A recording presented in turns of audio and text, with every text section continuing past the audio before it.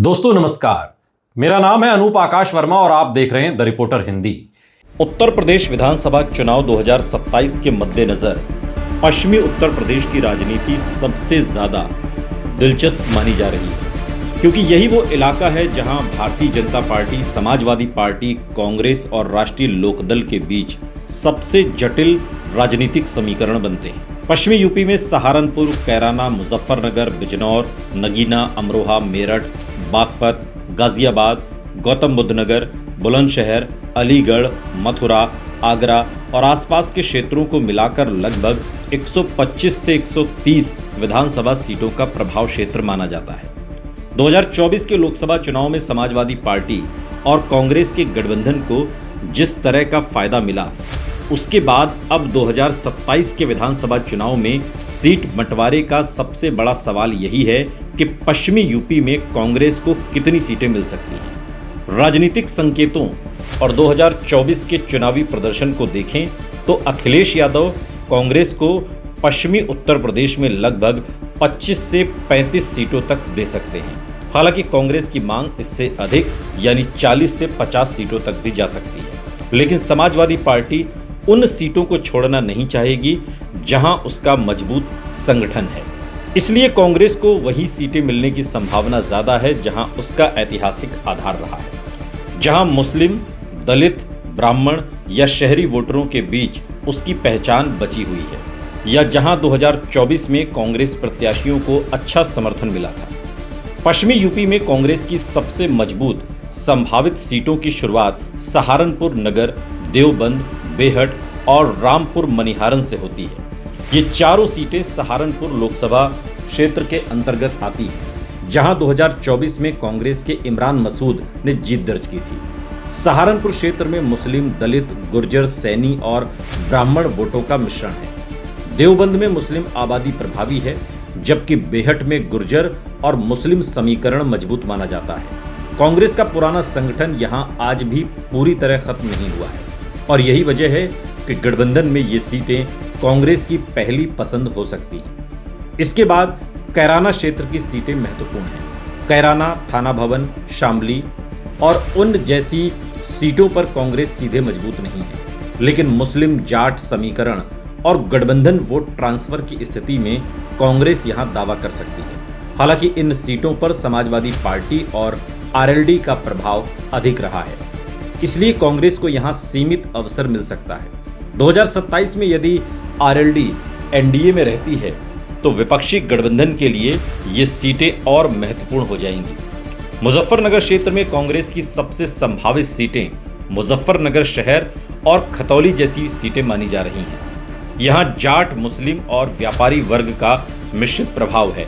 हालांकि समाजवादी पार्टी का संगठन अधिक मजबूत है, लेकिन कांग्रेस ये तर्क दे सकती है कि शहरी क्षेत्रों में उसकी ब्रांड वैल्यू और पारंपरिक वोट बैंक अभी भी मौजूद है। 2024 में बीजेपी को यहां कड़ी चुनौती मिली थी, जिससे विपक्ष का मनोबल बढ़ा है। मेरठ पश्चिमी यूपी की राजनीति का केंद्र माना जाता है। यहां मेरठ शहर, मेरठ कैंट, किठौर, मेरठ दक्षिण और हापुड़ विधानसभा सीटें आती हैं।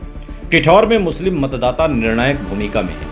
मेरठ शहर और कैंट क्षेत्र में वैश्य, पंजाबी, ब्राह्मण और व्यापारी वोट प्रभावी हैं।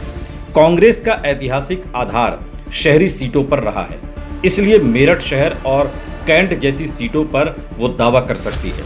यदि गठबंधन पूरी ताकत से चुनाव लड़ता है तो किठौर जैसी सीट कांग्रेस के लिए रणनीतिक रूप से उपयोगी हो सकती है। गाजियाबाद में कांग्रेस की सबसे ज्यादा रुचि शहरी सीटों में होगी। गाजियाबाद, साहिबाबाद, लोनी, मुरादनगर और मोदीनगर जैसी विधानसभा सीटें तेजी से शहरीकरण वाले इलाके हैं। यहाँ बड़ी संख्या में मध्यवर्गीय मतदाता, ब्राह्मण, वैश्य, पंजाबी, दलित और प्रवासी आबादी रहती है।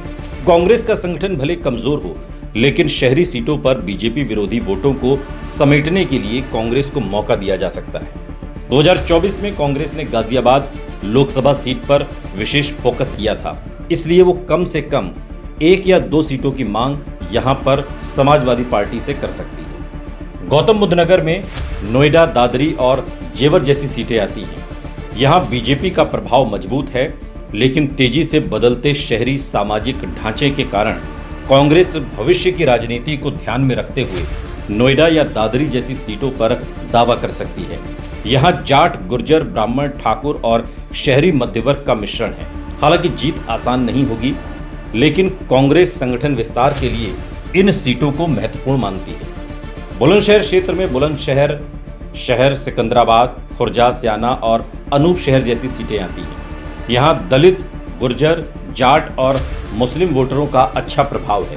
कांग्रेस को बुलंदशहर और सिकंदराबाद जैसी सीटों पर संभावनाएं दिखाई देती हैं, खासकर तब जब बीजेपी विरोधी वोटों का ध्रुवीकरण हो। अलीगढ़ की कोल, अलीगढ़ शहर और बरौली जैसी सीटों पर कांग्रेस की नजर रह सकती है। अलीगढ़ मुस्लिम विश्वविद्यालय की वजह से भी यहाँ एक अलग राजनीतिक माहौल रहता है। मुस्लिम, दलित और शहरी शिक्षित वर्ग के बीच कांग्रेस की कुछ स्वीकार्यता बनी हुई है। गठबंधन के तहत ये क्षेत्र कांग्रेस के लिए राजनीतिक निवेश वाली सीटों में शामिल हो सकता है। अगर व्यापक तस्वीर देखें तो कांग्रेस की संभावित सीटें मुख्य रूप से उन क्षेत्रों में होंगी जहां मुस्लिम आबादी 20% से अधिक है, जहां दलित वोट निर्णायक हैं, जहां शहरी मध्यम वर्ग बीजेपी से पूरी तरह संतुष्ट नहीं माने जाते, या जहां कांग्रेस का ऐतिहासिक संगठन अभी भी जीवित है। सहारनपुर, देवबंद, बेहट, रामपुर, मनिहारन, किठौर, मेरठ शहर, गाजियाबाद, बुलंदशहर, अलीगढ़ शहर, धौलाना, हापुड़, सिकंदराबाद, मुजफ्फरनगर शहर कुछ आरक्षित सीटें कांग्रेस की संभावित सूची में रह सकती हैं।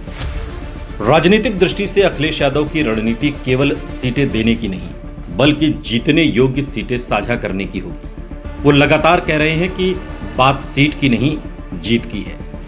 इसका सीधा अर्थ है कि समाजवादी पार्टी उन सीटों को अपने पास रखना चाहेगी जहां उसका मजबूत यादव मुस्लिम आधार है, जबकि कांग्रेस को उन क्षेत्रों में अवसर मिलेगा जहां उसका स्वतंत्र प्रभाव या ब्रांड वैल्यू मौजूद है। राहुल गांधी की सक्रियता, संविधान और सामाजिक न्याय की राजनीति, दलित पिछड़े वर्गों के बीच कांग्रेस की नई कोशिशें और पश्चिमी यूपी में बीजेपी के खिलाफ बने विपक्षी माहौल को देखते हुए कांग्रेस 2027 में 2017 की तुलना में कहीं अधिक मजबूत स्थिति में सीटों की बातचीत कर सकती है। यही कारण है कि पश्चिमी उत्तर प्रदेश की लगभग 130 विधानसभा सीटों में से 25 से 35 सीटों का ऐसा क्लस्टर बनता दिखाई देता है जहां कांग्रेस गठबंधन के भीतर दावेदारी पेश कर सकती है।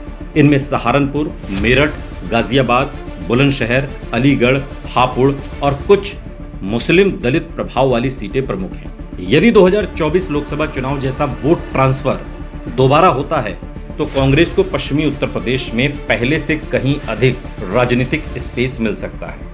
लेकिन अंतिम फैसला जातीय समीकरण, स्थानीय उम्मीदवारों और समाजवादी पार्टी की सीट रणनीति पर निर्भर करेगा।